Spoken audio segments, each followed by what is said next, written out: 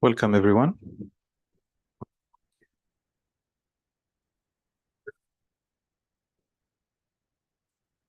Good afternoon, those who are with us here and those who are tuning in online. My name is Jihad Abu Salim. I'm the Executive Director of the Jerusalem Fund for Education and Community Development. And it's my pleasure to welcome you all to today's event. And it's my pleasure to welcome our speaker today, Nadim Nashif, who I will introduce shortly. This is our first event for 2024. Last year, especially as the genocide in Gaza unfolded, we have organized a number of events, some virtual, some in person, and we are looking forward to continuing the conversation on Palestine in this town throughout 2024. So please sign up to our mailing list, follow us on social media, and make sure to stay up to date. And we will make sure to keep you up to date on our events and programs. And of course, you know, in the midst of everything that's happening, so far, 30,000 Palestinians have been killed in Gaza by Israeli bombardment. The official numbers talking about 24,000. There are thousands more under the rubble. More than 1,900,000 people displaced. The city of Gaza is almost gone. Many villages, towns have been destroyed. And of course, you know, when talking about what's happening, the digital sphere has been very important. I myself am very active on social media, especially on Twitter, X, or whatever it is called today. I also open my Facebook every day, and for me personally, Facebook feels like it's become the GoFundMe for the Israeli state and its supporters and affiliates.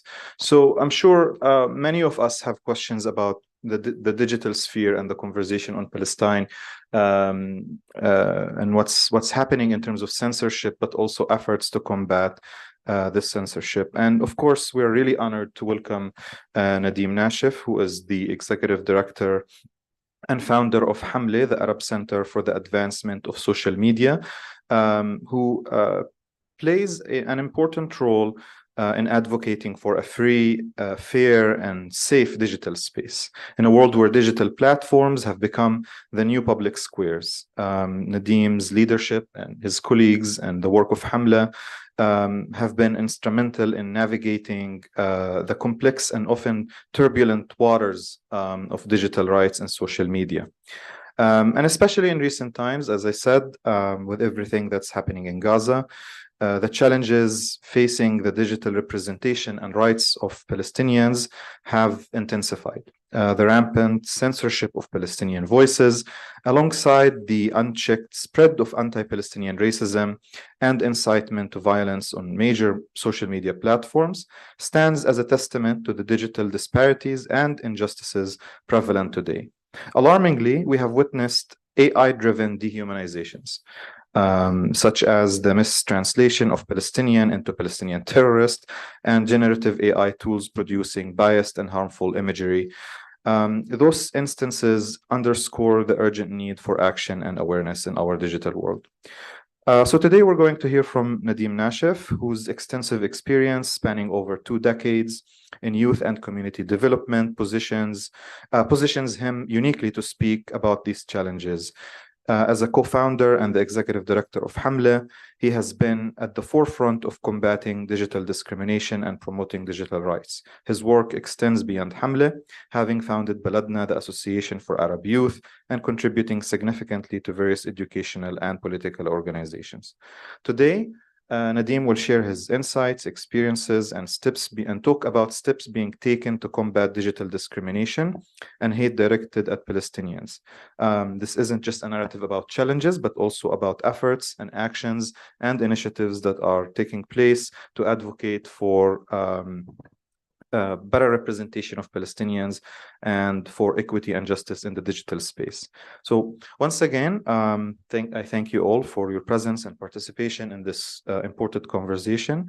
And I'm really looking forward to hearing from Nadim. Nadim will give his input and and a presentation. And after that, we're lucky to be joined by Professor Edmond Gharib, who's a senior scholar here at the Palestine Center, and a well-known scholar and writer and author, who will moderate the discussion with Mr. Nadim, and I will facilitate. I will come to you with the mic for your questions afterwards. And of course, for those tuning in online, if you have any questions or comments, please post them as comments on any of the live streams you're watching right now, and I will make sure also to convey them to our speaker. So without further ado, Nadim Nashif.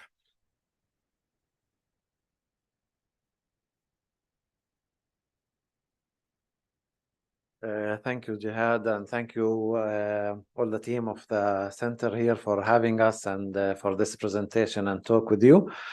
I will be speaking with you about the work of Hamle and about digital rights and how this historically was a problem and how there was discrimination, but also how this also intensified during the war, obviously, and events of the last a bit more months, where basically things have been amplified. So if there was a discrimination, if there was a gap, now it's much more clear and much more evident. In general, Hamle was created to defend Palestinian digital rights.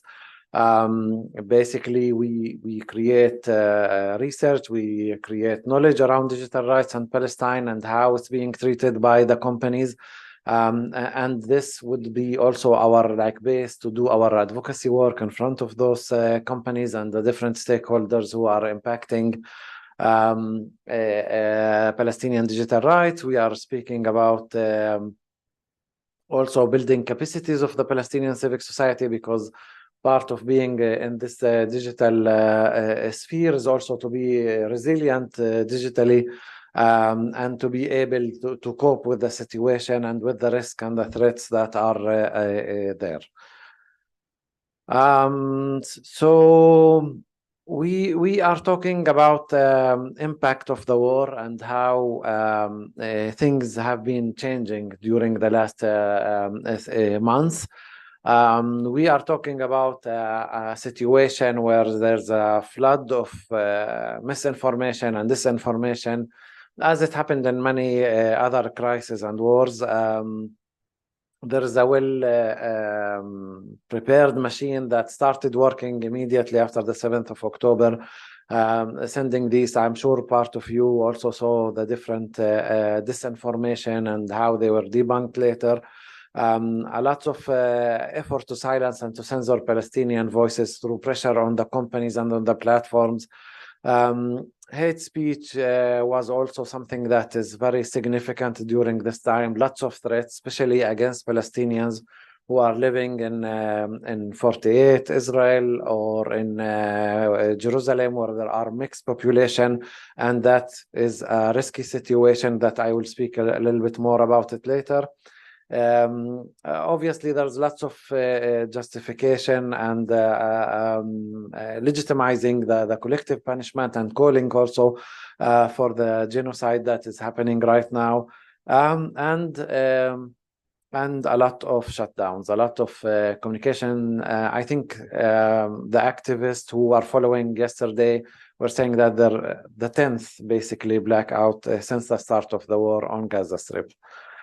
When we speak about incitement, basically during the war and also before, we have been developing a language model-based AI that is scanning social media networks, collecting the data and analyzing the data to understand how much it's widespread, the phenomena of incitement against Palestinians on the social media. Because for many years there was always this narrative saying that there's Palestinian incitements. Palestinians are inciting for violence. And this being repeated by Israeli politicians and later by media and then by the companies themselves. And we at Hamle, we decided that we want to see what's happening actually in Hebrew language, because actually Arabic language is there's lots of automated moderation and content moderation that's happening to Arabic language, which is not the case in Hebrew. And the result, especially at the time of the war, is that there's a flood of incitement that's happening in the Hebrew language against Arabs and Palestinians specifically. And through the model that we developed, which, as I said, it's a model of language model-based AI that's scanning and looking at this. In this slide, it says 1 million, but actually, I think now we did pass that a lot. So this is basically the model I am speaking about, and this is the number that by now, I mean, we started counting from the 7th or actually the 6th of October. And scanning the web, and this is the result of the total result of hateful and violent conversation that we detected during this period on the web, including on Facebook, on X, on Telegram. So this is the result of a situation basically that also the leaders, I mean, there's no law enforcement in this aspect. And the politicians, as we know, the Israeli politicians are part of the incitement. They are main of people who are taking main of the effort of incitement. And the social media platforms are not dealing with it. All of them, including Meta, who at certain point declare that they are dealing with it. They are not. The result is basically that many of the Israeli population are feeling very free to incite as much as they want and as much as they can without any being questioned.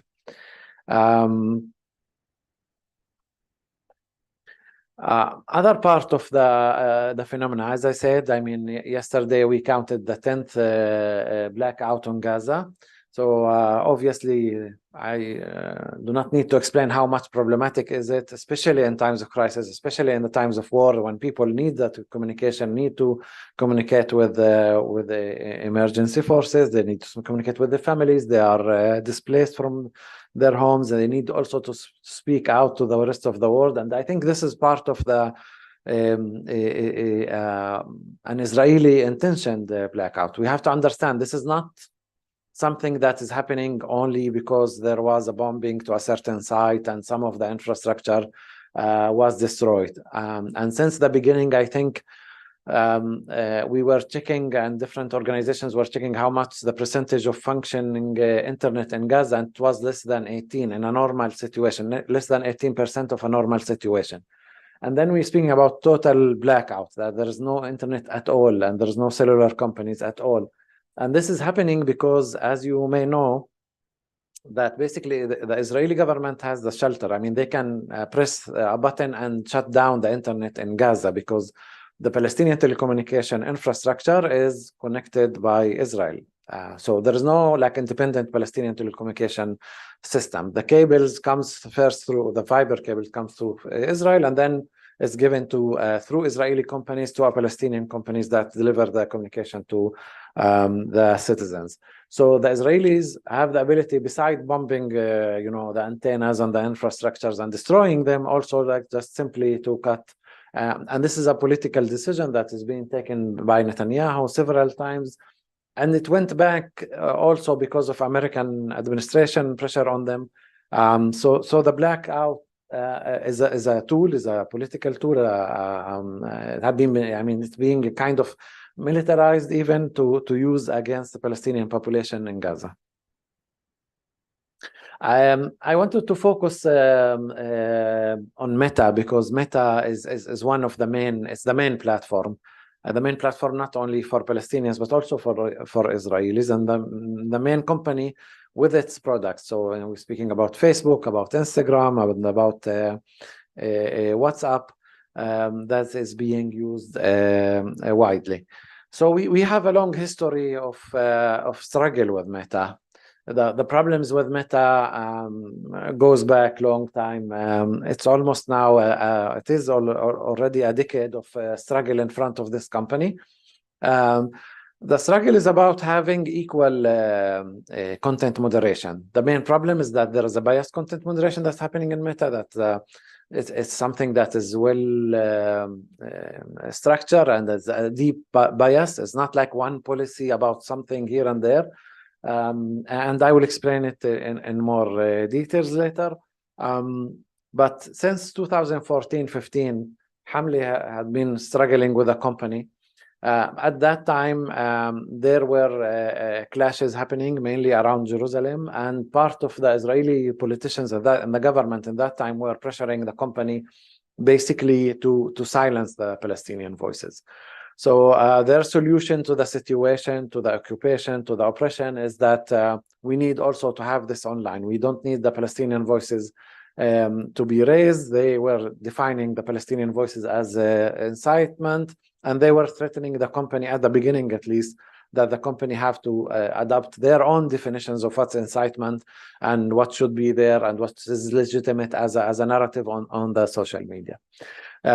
What happened that at a certain point they reached some kind of understandings. At that time, it was Gilad Erdan, the Minister of Interior, and Ayelet Shaked, two extreme right-wing politicians who met with several people in Meta, and they reached this understanding. And from that time, we're talking about 2015, the establishment of the cyber unit in the Israeli Ministry, the Israeli Justice Ministry.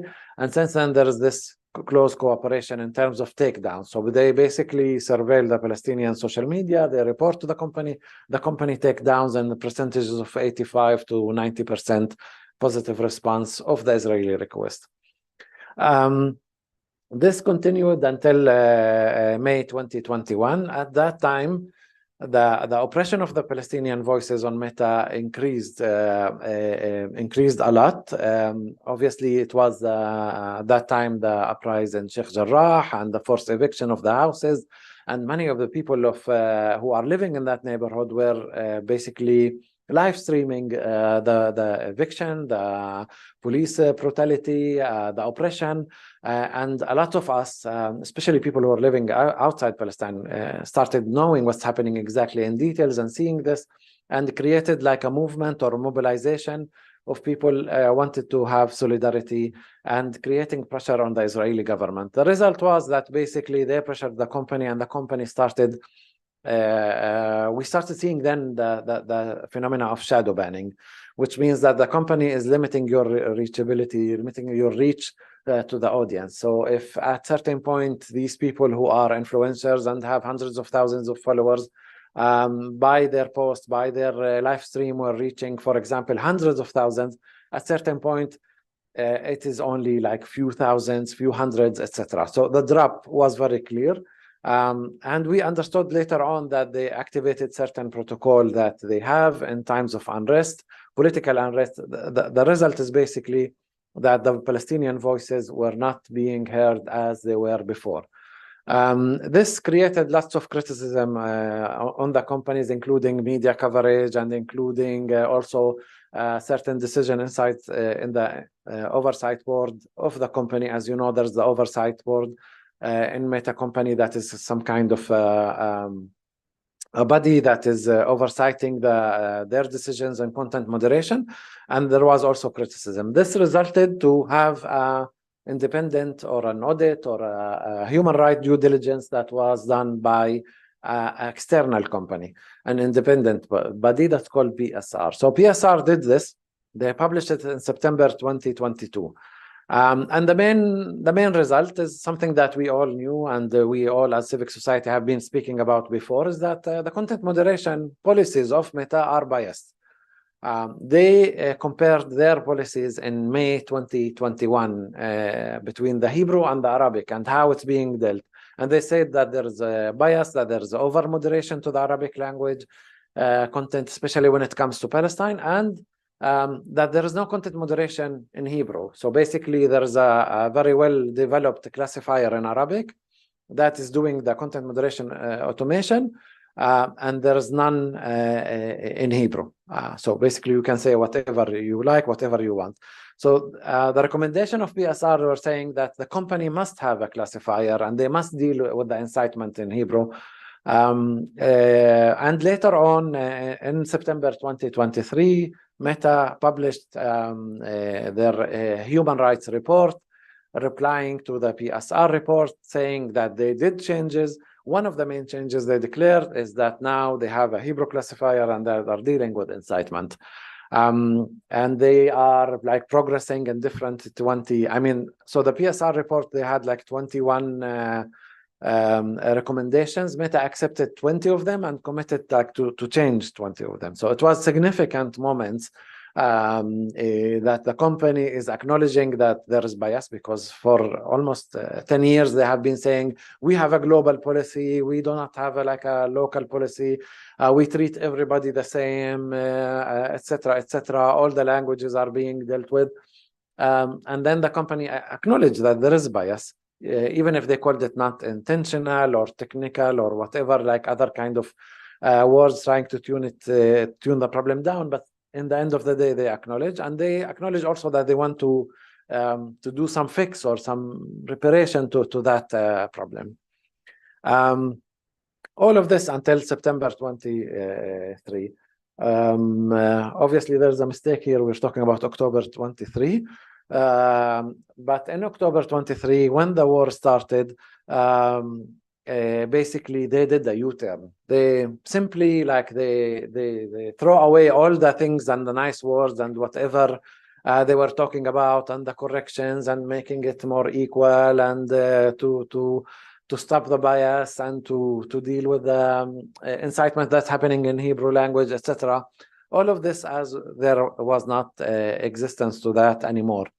And they started heavily in an aggressive way doing content moderation to Arabic language about Palestine, but not even only to Arabic language. We later also found out through our work and through other organizations' reports that also on English content about Palestine was heavily moderated. So issues that, again, we normally dealt with the company pre the war is around the content moderation, the Arabic language, knowing the dialects, having the right people doing it, transparency in terms of human content moderation and automated content moderation, because we know that also certain percentage of the content moderation is done by people who are working, or mainly subcontracting companies who are working for Meta. Also about the policies and how the policies are clear, also about their relationship with the cyber unit, the Israeli cyber unit, and how much they are coordinating, and how much sometimes that certain pages that these governmental agencies are asking specifically to take down.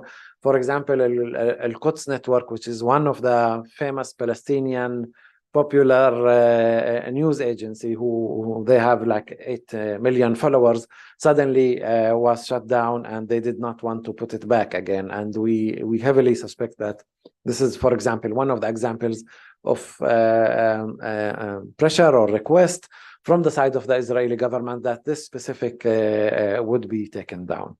But to add to all of the phenomena I spoke about, after the October the 7th, we basically found out that the policies are even much more aggressive, that the policy are much more difficult than before, and there are new phenomena that even worse than what was before. Part of them, there are again around the shadow banning, and this was happening heavily with many of the Palestinian activists and many of the people who are writing about Palestine in different places. There were blocking also hashtags, so certain hashtags. So, for example, hashtag Tufan al-Aqsa, which is the Arabic name of the recent war, was not allowed anymore. Basically, they banned it. So if you're looking to Tufan al-Aqsa and you're looking for news or things related to, you would not find them. But if you use Kharavot Barzel, which is the Hebrew name of what's happening, and this hashtag would be appearing, and you could see all the Hebrew language, like whatever content is written about there. So obviously this is like, again, like preventing people from interacting with that, and silencing the Palestinian voices, so their reachability would be lower.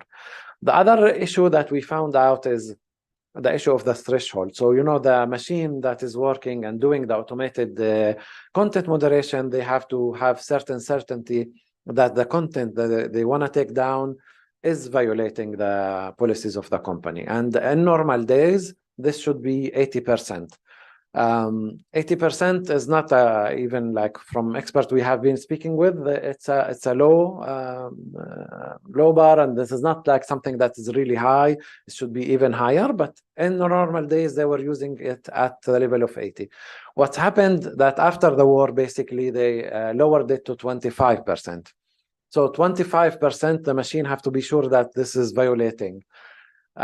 Which basically means that this is a very aggressive content moderation. Again, that this is includes lots of false positives, and it means basically again silencing Palestinian voices, and this is one of the main problems. This is something that we discovered through a report, basically because there were leaks of internal documents from Meta that were published in the Wall Street Journal report in October, if some of you read this report. And basically they did a clear framing there that the Palestinian side is the guilty one.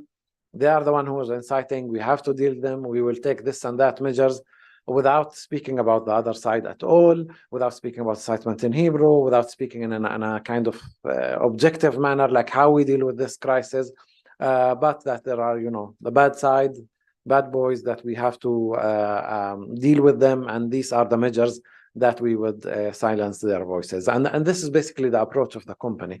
I think the other part that we already spoke about, the deplatforming of journalists, as we spoke about Al-Quds, but this is not Al-Quds network alone. There are many other also restrictions that were imposed on journalists, like Radio 24 FM and many other individual also journalists who found their accounts restricted and not appearing anymore. And part of also like new restrictions is like that you cannot comment anymore on pages that you're not following, or on a private account, even if they are public. And in normal days you could, suddenly from that date you cannot. And then again, like human rights violations and pictures of injured people in Gaza, they were identified as nudity and inappropriate content, and they were taken down from there. So all of these kind of small big measures that they have been taking, I mean, if you put them all together and see the bigger picture, somebody is basically silencing the Palestinian voice and the Palestinian narrative, and making sure that is not reaching. I think the other thing that is also very problematic, and it shows how deep the bias and how deep the racism that exists inside this company against Palestinians, is the AI. So basically, people who were, writing Alhamdulillah Palestinian, which is praise God Palestinian, it was auto-translated into Palestinian terrorist. And the translation is based on AI. Similarly, with these generative emojis on WhatsApp, people were writing Palestinian children or child, and then having an emoji of a child with a gun. While if you write an Israeli child, you will have normal kid that's playing with a naive picture. So this dehumanization that's happening through the AI of Meta, I mean, obviously, when they have been asked, they will say, no, sorry, it's a mistake, a technical error, we fix it. Now, obviously, this is not a technical error. Nothing, and this is intentional, because you cannot say, like, why Palestinians? Why terrorists? Why in October? Why Palestinian children with a gun? Like, it could, I mean, if it was really just a technical error, it would be maybe something else, a wrong translation or something like this. But clearly, this is coming from bias that is deep there, that is started from the data sets that are teaching, it's a process of machine learning. There are data sets, they are bringing data sets, teaching the machine, and the machine is taking the bias from the bias data sets. And this is the result that we are seeing. So what we are asking the company is obviously to have some deep mechanism that would not allow this harm to be happening, that they would make sure that that the data sets are not biased, and that there is a process, a due process that of not doing harm to people. Other phenomena that was there is the whole issue of, I mean, we spoke about incitement in Hebrew, but here we're speaking about phenomena of incitement that is sponsored, like that Meta basically is profiting from hate. So in the middle of the crisis, we saw a page making promotion. It's called Adkan. Adkan is it's a settler extremist organization, basically. And they were doing a promotion for an ad for calling for assassination of an American activist who's supporter of Palestinian cause. And they were simply, like in Hebrew, putting the ad, להתנקש בפול, to assassinate Paul, etc., with his picture and all of that. And was like, it's very weird, because as we work in this field, we know that ads, I mean, there should be content moderation for normal posts, but ads should be like way much more checked, and you cannot run ads immediately. You have to send them, if some of you have been doing this process, you send them for approval, because somebody needs to check them and to make sure that you're not, promoting incitement or promoting any kind of harmful content. And after that, we saw also ads of another organizations calling Palestinians to basically to immigrate, to transfer themselves, the last call of transfer. So what we did basically, we did the experiment of putting 17 sets of ads with keywords in Hebrew that are calling for murder, for burn, for rape, like horrible content and horrible incitement. And we tested them in the ad manager, and all of the 17 sets of ads were approved. They were not published. Obviously, we have them scheduled and make sure after that to remove them. But the point is that the system in Hebrew is allowing any kind of content. I mean, you can call for killing of people. We worked on this with the Intercept, with journalists from the Intercept. Later on, they're published. So basically, when the journalists called the company, they say, yeah, it was a mistake. We removed it. Again, mistake, technical error, etc. And the usual excuses from the company. So all of these tactics and strategies obviously have a great harm and a big impact on Palestinians, on Palestinian rights. One of them is the whole issue of the press and how the media, the Palestinian media, is not being able to cover what's happening on the ground, is not being able to reach their audiences, and how much this is, again, like something that is needed in times of crisis. This is preventing these policies of Meta, preventing us as activists, as people on the ground, also like to document the violations.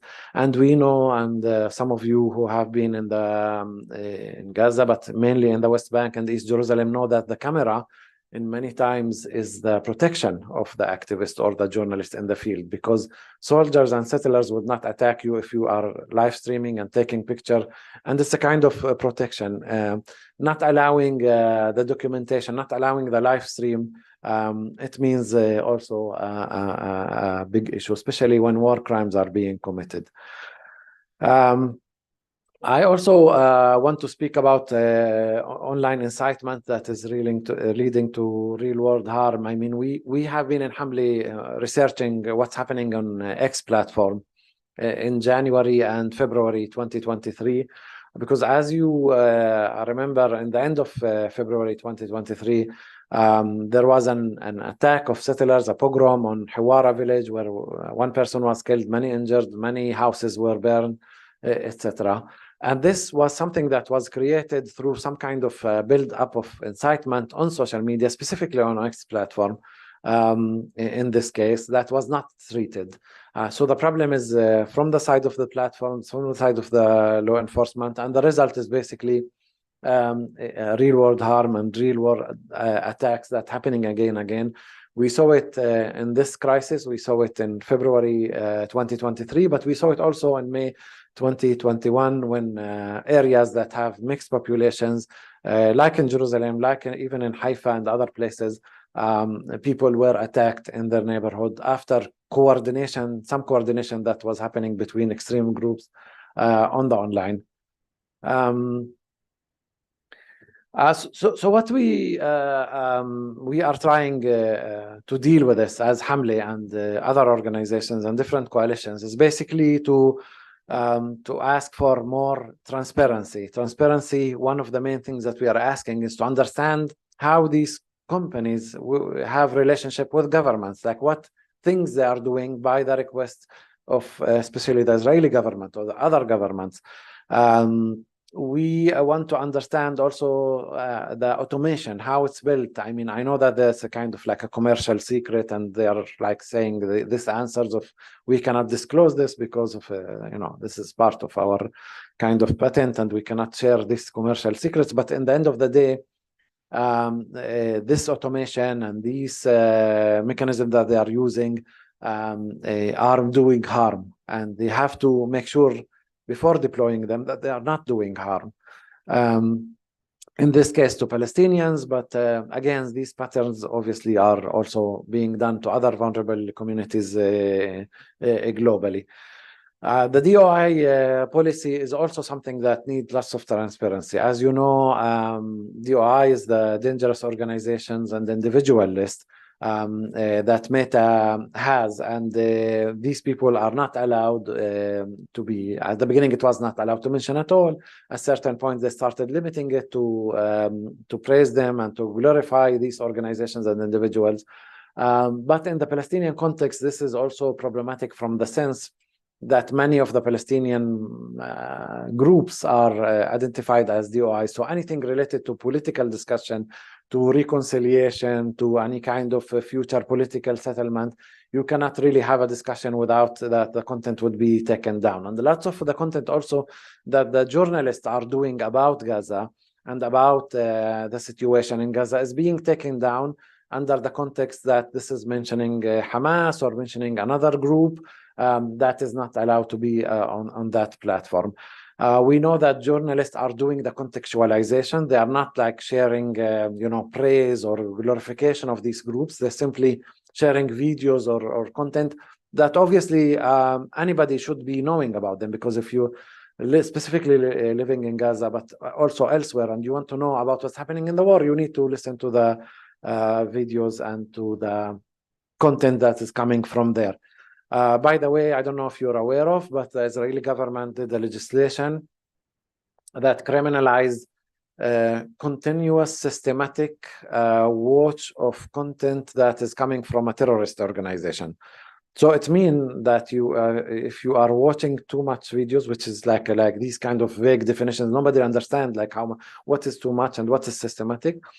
But if you watch too many videos of Hamas, let's say, or any other fraction, you could be criminalized and could be sent to the jail one year. I mean, now we're not talking about somebody who's sharing the videos or saying I am with those videos or I am with those ideas. We're simply saying about passive watching of the videos.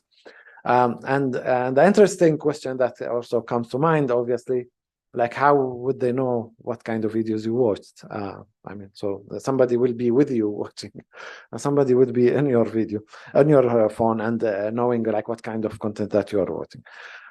So it's kind of a very complicated reality. The other point that we are asking from Meta, going back to Meta and the social media companies, is we are asking as a civil society organization, together with many others, is to also to be part of the co-design of the policies and the user support, that they would also hear from the communities about their feedback and their needs, and not just to design policies and to implement them without any question.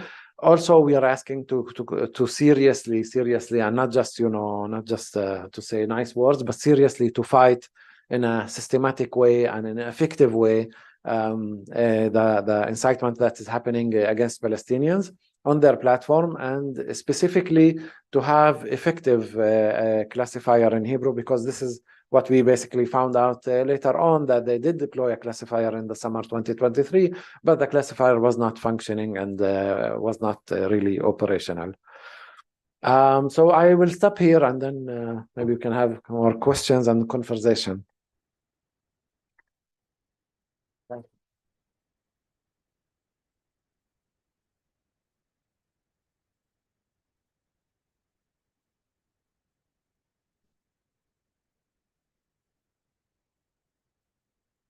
you. Thank you very much for a very interesting, very informative presentation. One of the things I'm interested, I found, in your presentation. First of all, could you tell us a little bit about the digital coalition? More, it's back, when did it begin? Who are the organizations involved in it, and how effective have they been recently in the attempt to change the narrative that we've been seeing both in Israel as well as in the United States and in some other countries? Yeah, so Hamle, from the beginning, we were trying to have these different coalitions, basically, in Palestine with Palestinian civic society, having a group of organizations working together to mainstream the issue of Palestinian digital rights as an important issue within the Palestinian human rights organizations, media organizations, and others. Similarly, we did that also in the US with a group of organizations here, also in the background that there is importance also to have these organizations working here, where is the base and the headquarters of the companies, and to try to influence those policies here. Similarly in Europe, because also in Europe, lots of the legislation that's happening there, including the Digital Service Act, the AI Act, and other legislations, are impacting outside the EU, they're not staying there. So it was important also as an organization, as a small organization, and you want to influence a huge company that is very powerful, you need also to create larger voice or some kind of leverage in front of those companies. And that's why these coalitions, and working also with others who are from the global digital rights organizations and others, that we are also cooperating with them and ask them also to amplify our voices in front of those companies. Have you had, for example, in Israel, have you had any relationships with some of the human rights organizations, and what kind of a reaction have you received from them, particularly since October 7th? Yeah, so we have been in touch with several human rights organizations before the war regarding specific issues and sharing information, and some of them were also going to court about specific issue related to privacy and about legislations, etc. So we were sharing information all the time, and after the war, obviously it's even more, because it's time of crisis. And there are attacks specifically on certain people that we were asking also some of these organizations who, for example, do some kind of litigation work, who go to the court, or they have their own connection with the police, etc., to prevent harm from happening about certain people. Because we as Hamle have cases of people being threatened, and we can deal with it on the digital level, removing this harm. But we also needed people who can also on the practical to find solutions and to prevent this harm from happening with people. So we have this coordination with these organizations. Have you noticed any change in Meta's reaction to your activities and the activities of other similar groups, at least within the past month or so, past few weeks? The reason why I'm asking this is that what we have been witnessing in the United States is that during the early days after October 7th, there was a lot of sympathy with Israel by many different human rights organizations, politicians, of course, the American establishment. But in the last, I would say, since people began to take a look and watch what's been going on the ground, and the horrifying pictures coming out of Gaza, we've noticed a dramatic change in the attitudes of many people here. For example, younger people. There have been polls which have shown that people under 35, for example, are very sympathetic to the Palestinians and what's going on in Gaza. They have been very critical. There have been also, some of them have been critical of the role the media has been playing in the United States. I mean, the media, the tech companies have had a symbiotic kind of relationship with the US government, in a sense, reflecting whose aim has been to protect Israel in many ways. Have you seen any significant changes, at least since that, I would say within the last month or so? Because there has been a dramatic change here, as I said already, something close to 61%, according to different polls, are more sympathetic to the Palestinians than they are to the Israelis. No, I think we saw that there was a kind of strategic decision at the beginning of the war, that they are aligning themselves and their position with the Israeli position. And since then, at least on the higher levels of the company, they are in the same position, and they did not really change back their policies or try to a bit to understand also the other side, or to act at least objectively towards the two populations. And adding to that, I mean, obviously there are different levels inside the company. It's a huge company, so there are different generations and different locations. So there are people who are more sympathizing the Palestinian cause and understanding the reality more, and people who are seeing it a more objective way. But I think in the higher level, they are still in a very clear way standing with Israel. One of the other things that you mentioned, for example, trying to get the Egyptians to restart basically the communication network. And have you also dealt with any other Arab governments? And what has been this effort that you're talking about to get the Egyptians involved? How effective has it been? Yeah, so the Palestinian Civic Society was calling the Egyptian government basically to open the Egyptian communications for the Palestinians, and to help at the time, especially when the Israelis are doing the shutdowns. I think the most effective was in the end is the eSIM. Also, it's effective to with certain limitations, certain areas, not always, etc. So this was the initiative finally that many grassroots organizations and individuals were supporting people in Gaza by buying these eSIMs, and then the people in Gaza in certain areas using it and linking themselves to the towers, the Israeli towers or the Egyptian towers, and having communication from there. Last one for now, one more question before we open it to the audience. I would like to ask you about your relationship with the Europeans. Also, there have been significant changes, at least in the position of some of the European governments, as well as European public opinion, while at the same time, we are continuing to see a very tough stand, very pro-Israeli stand, an effort to silence and repress the viewpoints of those who have been critical of what Israel or their own governments have been doing. Germany, for example, has been one of those countries, while we have seen also Britain continuing, despite the fact that you've had mass demonstrations taking place in a number of these states. We've seen unusual change, for example, Belgium, and we have seen Spain. And so how has that first affected? Do you see, has it had any kind of impact?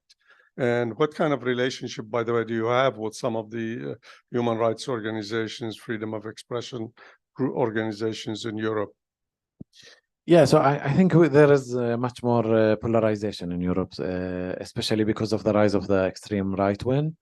Many of the governments in Europe are, they are composing the coalitions. They are the main party. If we take, for example, Sweden, which for decades was supportive for the Palestinian cause, and lately with the right-wing government, they changed, they switched. Similarly, there were positions like from the Austrian, from the German, that were not very friendly towards the Palestinian cause. And I think on the other hand, we saw other governments like the Belgian, as you mentioned, and the Spanish and others who were having different position. So there is this polarization that's happening, and obviously it impacts their policy and the way that they are dealing with the NGO, with media, how they are framing the situation, with the support, how they are dealing with the ICG court case and the other issues, etc. So what you're seeing now in Europe, that there are polarization, different positions, and not a clear one voice as maybe it was before. Any questions? Well, until we find someone who has a question, how effective has the suit that has been brought up by the South Africa before the the world court in a way. How have you seen any positive effects so far, at least in terms of the attitudes, the views of some of the political leaders as well within Europe, within the region? Have you seen any change at all? Nothing yet, and yet very significant and very clear, but I think it was an important step for accountability, because in the end, for long time, politicians in Israel felt that there's no, they can do, it's just a matter of power, and we have the support of the US, we can do whatever we want. And now there is some kind of certain level of accountability, which is, I think, important. It's important for politicians. It's important also for even for companies to know that there is accountability, that somebody is asking questions, and you cannot do all of these crimes without any kind of accountability. So at least in this level, and obviously we're hoping for more, and we're hoping that there would be a positive decision coming out of there, which would change the reality and would stop the genocide. Hello, thank you so much for all the work that you do and for this important kind of presentation. I had a couple of questions. One was about any perceived differences between Meta's censorship practices and X's. I know most of your presentation was focused on Meta, and I don't know if I can ask the second question, but can you tell me a little bit about what research you've done or what evidence you have of like self-censorship as a result of harassment by some of this, for example, Hebrew hate speech that's taking place on either of the platforms? So basically, yes, X is kind of different than Meta. I mean, it was very similar before Elon Musk bought the company.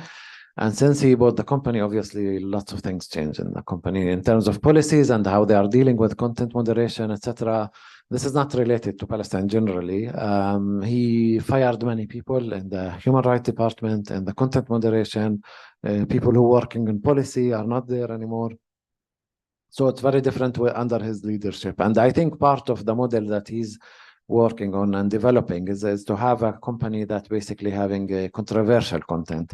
I mean, he likes this controversial content because there is this assumption that controversial content will bring much more engagement, more people, more users, and the platform will benefit from that finally economically. And that's why they are doing like really minimum content moderation and takedowns, unless if they are pressured by legally or by a government or something in that sense, they would do the minimum, really the minimum that is needed, and will keep the rest. So in our context, they did not remove a lot of the Palestinian content or accounts. They removed few accounts, a few hundred accounts to be more specific, that they were asked by the Israeli government and I think by the American administration also. In general, obviously this is also problematic on the other side, because there is lots of incitement that's happening in Hebrew and calls for violence that is still there, that despite us asking for removal and many others and trying to pressure the company, they never did that, they never removed it, it's still there. Obviously this is a big risk because of real world harm, as we spoke before. This is like what's happening, the situation right now with X that we are trying to struggle with. One thing though, they are saying that the whole issue of reach, that they are limiting content that is contradicting to their guidelines, so that the reach would stop or something in this respect. But obviously this is not a solution, and there is needed to be a much more solution. And we don't want like platforms that are unmoderated totally, because we can see, look at Telegram example, it's a horrible example, because you have so much incitement happening there and illegal things and things that we obviously as a human rights organizations don't want them to be there, that is happening. Regarding the second question on the self-censorship, if I understand you right, yes, I mean, obviously, especially for Palestinians who are citizens of Israel, who are living in mixed communities, They are under threat. There's lots of self-censorship. People are afraid to lose their jobs, afraid to be expelled from universities. And because this is actually happening in like hundreds of cases of people also being called to the police to interrogation because of what they wrote. Any kind of sympathy with what's happening with Gaza is being criminalized. So it's a very oppressive atmosphere. And the result is that there is more and more self-censorship.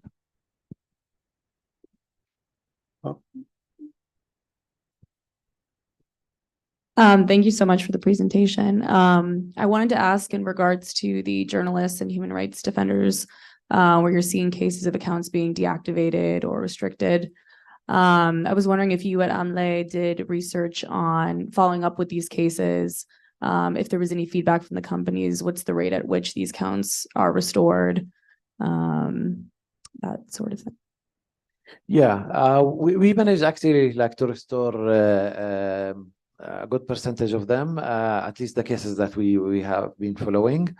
Again, one of the main discussion is around the DOI, like how they covered Hamas, for example, or how did they have contextualization to the press release of Hamas or the video of Hamas. Lots of the takedowns, lots of the restrictions, and you have the strike system that they are doing is around this issue. And apparently, they are not very transparent on this. They say things, but then they act in a different way. And that's why we were suspicious that some of the accounts that were permanently deleted, that it is a governmental request behind this, and it is a governmental pressure that's happening.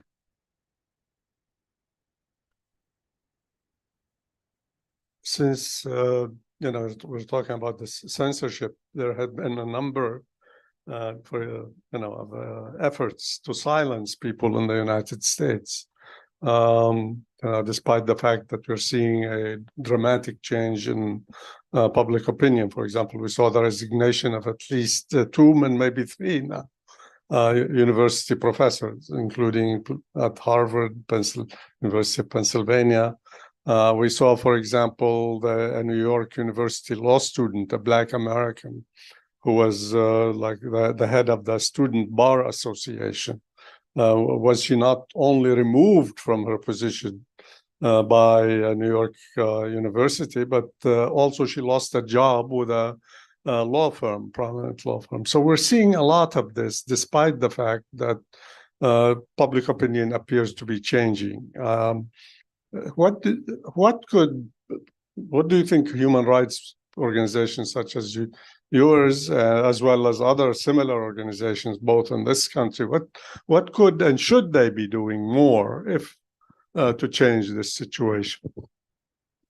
I think it's an ongoing struggle, basically, because there is an ongoing attack on Palestinian voices or pro-Palestinian rights that is happening on all levels, including like smear campaigns. And if we speak about it also from online perspective, there are lots of content that is being up there on individuals, on organizations, trying like to smear them and to delegitimize them. And I think our job is like to try and to protect these cases and to try to give also tools of how organizations, individuals can be more resilient and still to raise their voice and to have enough tool to defend themselves when such cases happen, to have more legal support, to have communication support and other kind of support, so this voice would be still there and they would not succeed of silencing us. What has been the reaction to, for example, I don't know if you've reached out to Meta while you were here, of course. How did you see any change in their attitude recently, or has it been just similar to what you were talking about? No, in the early phase? Yeah, it's similar. It's similar to the stage. I mean, we had like a weekly engagement meetings with them, basically, in October and November and in December. And at a certain point, we told them, listen, we are feeling that these kind of meetings are not bringing any results. It's the same policies. You're repeating the same answers. You're not transparent enough. And at a certain point, we stop these engagements because we're not feeling that they're productive in any way. So unfortunately, the policy is still there, the same policy that they started at the beginning of October. We have a question. Thank you so much for speaking and for the really important work that you do. Sort of on that, what you were saying just now about engaging with Meta, are there things that social media users like us can do to put pressure on them to change their content moderation policies? Yeah, I mean, obviously, there are campaigns that are happening, and one of the recent campaigns, Hamle and other partners, we launched a petition. We asked people to sign. I think more than 20,000 people signed, and we sent that. And there are groups and organizations who are doing also their own kind of engagement, including even demonstrations in front of the company headquarters. One was, I think, in California. The other one was in their headquarters in Dublin, in Ireland. So lots of activism that's happening around this, and I think it's important to be part of that.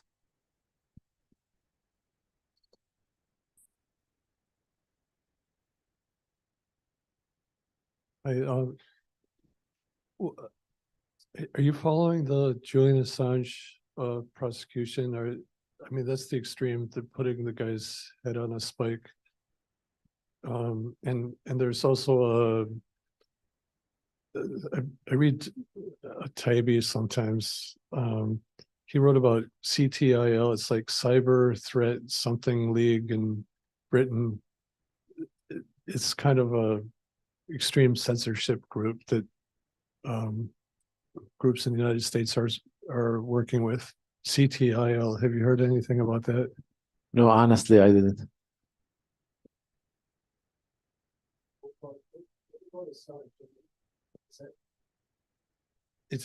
Is Assange gonna make it legal to threaten publishers if they lock him up? You know, just say, oh, this is anything they don't like, it's espionage. They can shut down publishers. How is that gonna affect getting the truth out? Yeah, I think this is probably like more legal discussion in the context of the US laws that I'm less familiar with. One of the other things that I found very unusual in a way is that, and it seems clearly deliberate, but I would like to hear your views.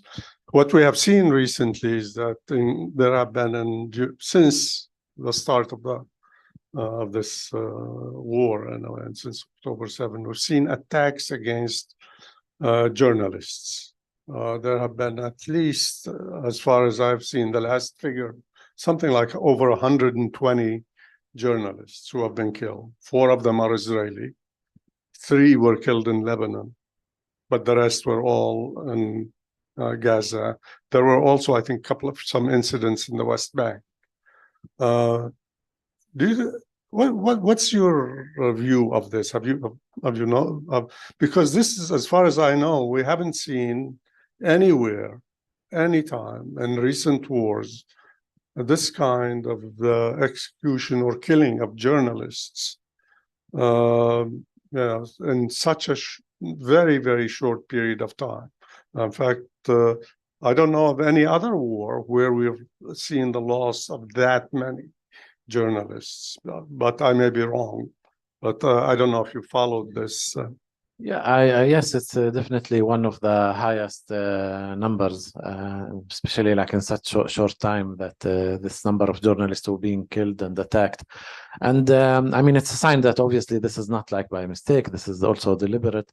But they have been breaking so many, rules about wars and how wars are happening and things that we use to think that are safe, like worship place, hospitals, schools, universities, that you don't destroy at the university. So many things that are happening that we would not see in the wars, and after the Second World War, like all of the conventions of around wars, etc. So everything was basically, they destroyed everything. No, because also this happened something similar, not at this level. For example, during the time of was it 21 when there were attacks against the tower in Gaza, which basically there were numerous journalistic offices there, both from the Palestinian, from the Arab world, from all over the world, actually. That was one of the first targets, I think. Yes, true. I mean, they destroyed the tower where basically I think the AP offices and many international and local media organizations were in that tower, and it created such a big fuss. And now I think, unfortunately, we are, normalizing the new situation that it's normal to see a journalist being killed and targeted, and this is very sad. Well, usually we've seen, the U.S. government, for example, takes a very strong stand when there are perhaps American journalists. Although if you take the way they looked at Assange, that may be a little bit different, the way he has been treated. But it seems that there has been silence in a way, and including by some. Yes, the Committee for the Protection of Journalists has come out and has made some very important taken statements, and they are continuing. But have you seen anything like that, for example, in the area, or anything similar to? It's mainly NGOs and unions who came out to protect and to have this scream. But I think from the side of the government and the U.S. government or U.S. administration, I didn't see really a clear, loud voice against this. We have a question. I'm just curious if Hamle has any engagement with some of the, I don't know, newspapers like New York Times or Washington Post, or which a lot of us consume digitally now. But there have been I would say clear limitations to the language that they're using in their articles, and the bias is pretty obvious. So I'm just curious, from your side, have you had any engagement with some of these larger newspapers in terms of the content? Yeah, I mean, we were trying since October, and in October it was I think it was a blockade. Basically, there was like one position, one side. The international mainstream Western media did not want to hear any other story or narrative. I think there was a change maybe at the beginning of November. Even like with some journalists, they were speaking with us, but then the story was not published.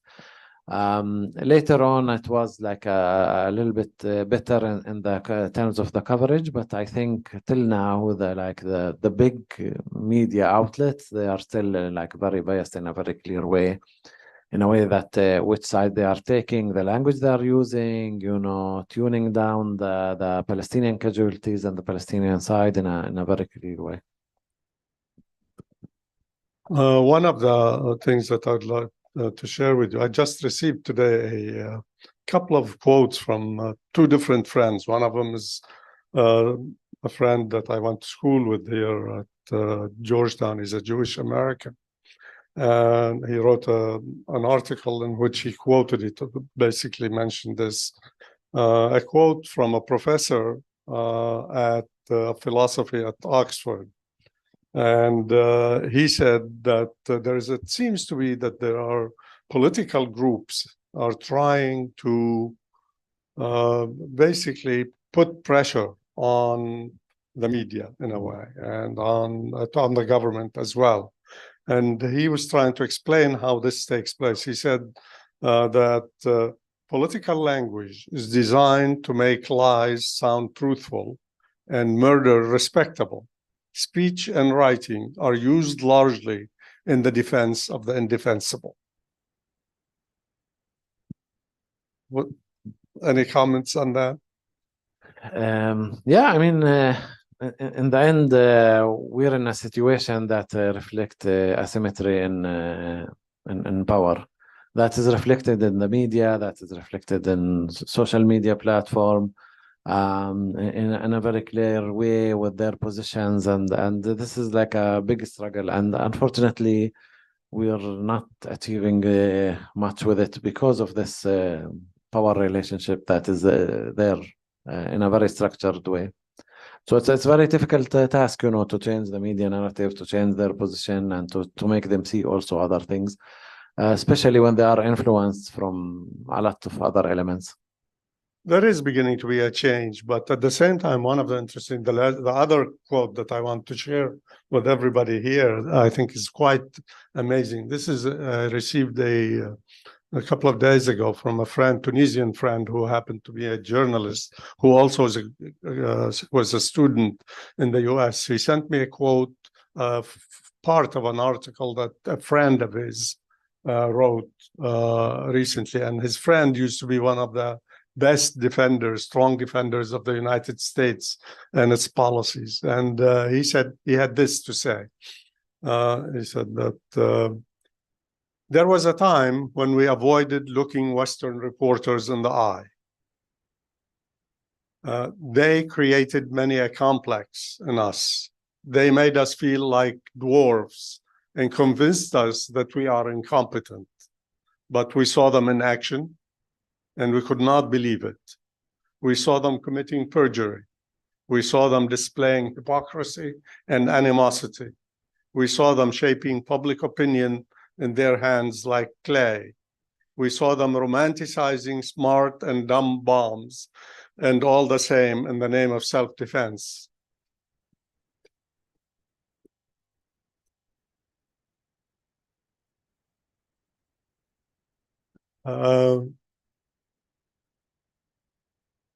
We saw them weep for the oil burns in Iraq or several years ago, but we don't see a tear, one tear for the torn limbs of the victims of pro-Hamas propaganda. I thought this was quite a powerful statement. And it's really, I think, but perhaps this is what people are watching. This is where I think the last thing I want to mention is that to what extent do you think the digital revolution, the information technology revolution, has helped contribute to the change in public opinion among young people, among African Americans have their history as well, but Latinos, even people in some of the churches. How do you see, do you think this information technology revolution, the digital age, has contributed to this? Yeah, I mean, there is a change. I think there is some kind of decentralization through social media where people are seeing certain content. And despite all the censorship we spoke about, still lots of people did see and watch certain content, did create their own content, and did reach out. I mean, imagine the situation that would be now if the censorship is not there. I mean, now we are speaking about, like, for example, there were researchers around the content pro-Palestinian and pro-Israeli that's happening in TikTok, and percentages, and analyzing also ages, etc. And there was a huge solidarity that's happening there. And again, this is despite of all the censorship of these corporations. Imagine if this censorship was not there. I think the political impact would be even much more stronger. And I think certain shift with the people going to the streets in November, the beginning of November, and with the social media, this is kind of created, a shift and changed the picture, because the picture in October, it was totally different than what, as you said, what's now happening. Thank you very much. Thank you so much, Dr. Gharib. Thank you so much, Nadeem, for this thoughtful and enriching presentation. Thank you all for attending, and for those who joined our live stream on X, Facebook, and YouTube. Hopefully Facebook won't take it down. And again, please sign up to our mailing list, follow our events, and hopefully we will see you soon in our next event here. Thank you.